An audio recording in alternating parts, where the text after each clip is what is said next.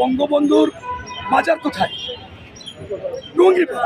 টুঙ্গিপাড়া থেকে এখানে একটা প্রতিকৃতি, এইটা মনে করেন সেই 50 বছর আগের, এবং একটা প্রতিকৃতিতে সেইখানে আজকে লাশের গন্ধ, মানুষের নাকের ডগায় রক্তের দাগ এখনো শুকায়নি।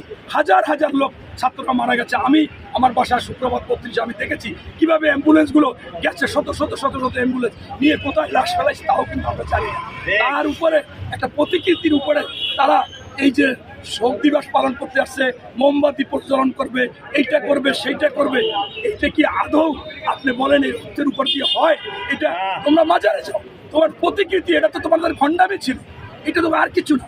তাই আমি বলতেছি যে এদেরকে গ্রেপ্তার করা সঠিক, এবং আরও বেশি গ্রেপ্তার করলে আজকে একটু শব্দ হতো না।